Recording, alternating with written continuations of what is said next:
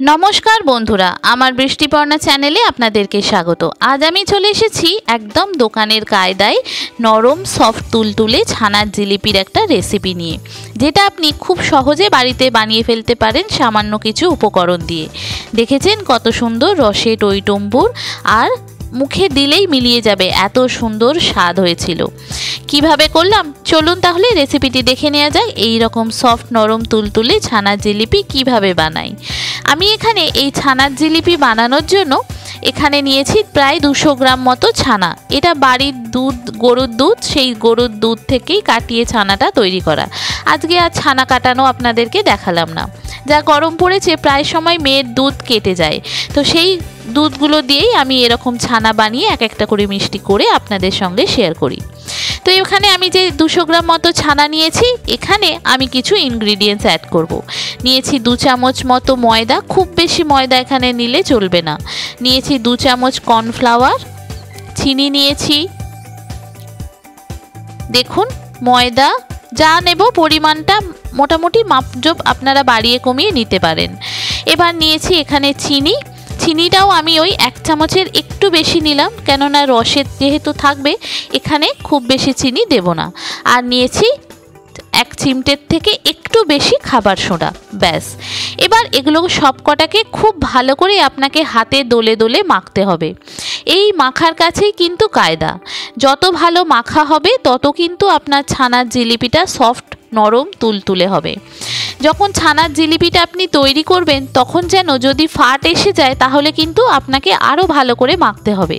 এই দেখুন হাতের তালু দিয়ে আমি এখানে প্রায় আধ ঘন্টার মতো ছানাটাকে এইভাবে মেখে নিয়েছিলাম। এখানে ছানাটা যত ভালো করে মাখা হবে ছানার জিলিপিটা ফাটবে না আর তত সফট নরম তুলতুলে হবে।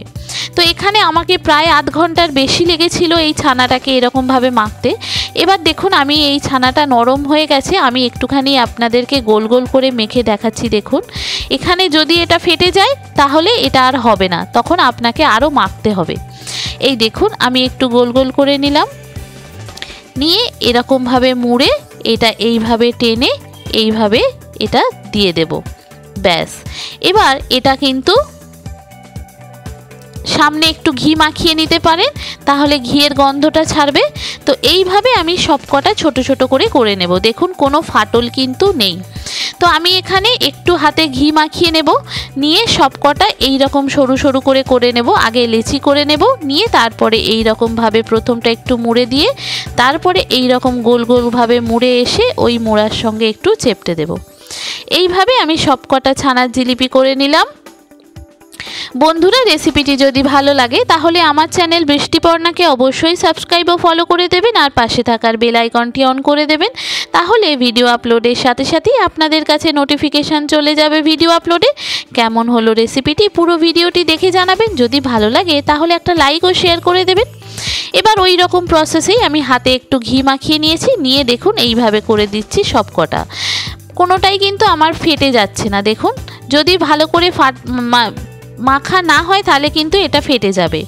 তো এইভাবে আপনারা একবার ট্রাই করে ফেলতে পারেন। দেখুন সবকটা খুব সহজে হয়ে যাচ্ছে।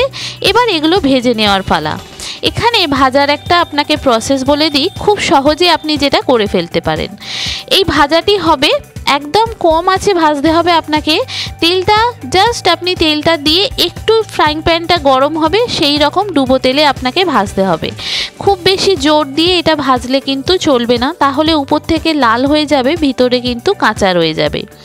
আর আপনাকে দেখাচ্ছি দেখুন কত সহজে এই ভাজাটি হয়ে যায়। এই যে দিয়ে দিলাম ডুবো তেলে, এবার তেলটা কিন্তু এর মধ্যে একটু ছড়িয়ে ছিটিয়ে দিতে হবে, তাহলে কিন্তু এটা খুব ভালো করে উপর নিচে ভাজা হবে। এই দেখুন এইভাবে এটা দেখুন ফুলে ফেপে উঠছে এবং তেলে কিন্তু ভেসে গেছে। সেই রকমভাবে এবার আমি সব যতগুলো এই ফ্রাইং প্যানে ধরবে আমি ততগুলো এরকমভাবে দিয়ে দেব। আমি যতদূর জানি ছানার জিলিপি বাংলার মিষ্টির মধ্যে একটা অন্যতম মিষ্টি। ছানার জিলিপির উৎপত্তি আমাদের এই গ্রাম বাংলাতেই হয়েছে। নরম তুলতুলে সফট ছানার জিলিপি যা আপনারা যদি বাঙালিরা আমরা যে কোনো অনুষ্ঠানে করতে পারি। এখন সবাই ছানার জিলিপি করতে পারে, এইভাবে একবার ট্রাই করবেন। এই দেখুন তেলে ভেসে গেছে, যতটা আমি এরকমভাবে দেব এটা একটু ফুলে অনেকটা বড় হয়ে যাবে। দেখুন আর আস্তে আস্তে এরকম ভাজতে থাকবে। যত ছানাটা মাখা ভালো হবে, এটা যত ভালো করে ভাজবে, ভিতরটা তত ফাঁপা রসালো হবে আর রসটা কিন্তু তত ভালোভাবে যাবে। এটা একদম কম আছে আমি এরকম ভেজে নিয়েছি। আপনারা খুব বেশি জোর দিয়ে ভাজবেন না, তাহলে কিন্তু এই ভাজাটা ভালো হবে না। এটা ভাজা হতে হতে আমি এখানে 1 কাপ চিনি আর তার সঙ্গে 1 কাপ মতো জল নিয়েছি। আর এতে একটু ফুড কালার আর একটা এলাচ দিয়ে দেব। দিয়ে এটা আমি গরম করতে বসিয়ে দেব। একটার দুটার কিছু করার দরকার নেই, রসটা জাস্ট হলেই হলো। এটা ভাজা হতে হতে আমি সাইডে দেখুন আবার একটু দিয়ে দিলাম, দিয়ে এটা একটু নেড়ে দিতে দিতে এটা ভাজা হয়ে যাবে। এইভাবে আমি সব কটা ভেজে নিয়েছিলাম। ওই অল্প 200 গ্রাম ছানাতে আমার কতগুলো ছানার জিলিপি হয়ে গেল দেখলেন তো। অসম্ভব সুন্দর স্বাদ হয়েছিল। বাড়িতে এইভাবেই একবার ট্রাই করে দেখতে পারেন। আমার বাড়িতে আমার মেয়েকে কিন্তু মিষ্টি বানিয়ে বানিয়ে এইভাবেই আমি খাওয়াই। যে সমস্ত নতুন বন্ধুরা আমার ভিডিওটি দেখছেন অথচ আমার চ্যানেল বৃষ্টিপর্ণাকে সাবস্ক্রাইব ও ফলো করেননি, তাদেরকে অনুরোধ করব আমার চ্যানেল বৃষ্টিপর্ণাকে সাবস্ক্রাইব ফলো করে দেওয়ার জন্য। তাহলে ভিডিও আপলোডের সাথে সাথে আপনাদের কাছে নোটিফিকেশান চলে যাবে ভিডিও আপলোডে। কেমন হলো অবশ্যই পুরো ভিডিওটি দেখে কমেন্ট করে জানাবেন। যদি ভালো লাগে তাহলে একটা লাইক ও শেয়ার করে দেবেন। এবার ওগুলো আমি তেল ঝরাতে দিয়ে দিলাম, দিয়ে আবার কিছুটা জিলিপি আমি এখানে দিয়ে দিলাম ভাজতে। এটা এই যত ভাজা হবে এরকমভাবে তেলটা ছড়িয়ে দিলে দেখুন আস্তে আস্তে কিন্তু ফুলে যাচ্ছে, তার মানে ভিতরের একদম ফাঁপা হয়ে যাচ্ছে। আর এটার কিন্তু রস আপনার খুব ভালোভাবে যাবে। যে রসটা আমি তৈরি করেছি সেই রসটা কিন্তু হয়ে গেছে। এবার এখানে ভাজা হতে তারপরে আমি সব কটা রসে দেব।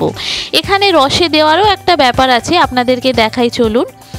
এখানে আমি একটা পাত্রে যতগুলো জিলিপি হয়েছে সেই কটা জিলিপি এক এক করে সাজিয়ে নেব। নিয়ে রসটা কিন্তু আমি উপর থেকে দিয়ে দেব। এই দেখুন এই যে সব কটা জিলিপি আমার হয়ে গেল। এবার আমি একটা থালার মধ্যে নিয়ে নেব জিলিপিগুলো, নিয়ে এরকমভাবে সাজিয়ে দেব। দিয়ে এবার যে রসটা আমি করেছি চিনির রসটা, সেটা এরকম উপর দিয়ে দিয়ে হালকা ঈষদুষ্ণ গরম থাকবে কিন্তু রসটা। এবার এটা একটা ঢাকা দিয়ে দেব। আবার আধ ঘন্টা পর এটা আমি তুলে উলট পালট করে দেব। দিয়ে আবারও আমি এটা ঢাকা দিয়ে দেব আধ ঘন্টার মতো। এরকমভাবে আমি প্রায় 1 ঘন্টা এরকম রসের মধ্যে রেখে দিয়েছিলাম। তারপরে রস থেকে তুলে আপনাদেরকে দেখাচ্ছি। এই দেখুন কতটা সুন্দর লাগছে। এবার রস থেকে তুলে নিয়ে সার্ভ করার পালা।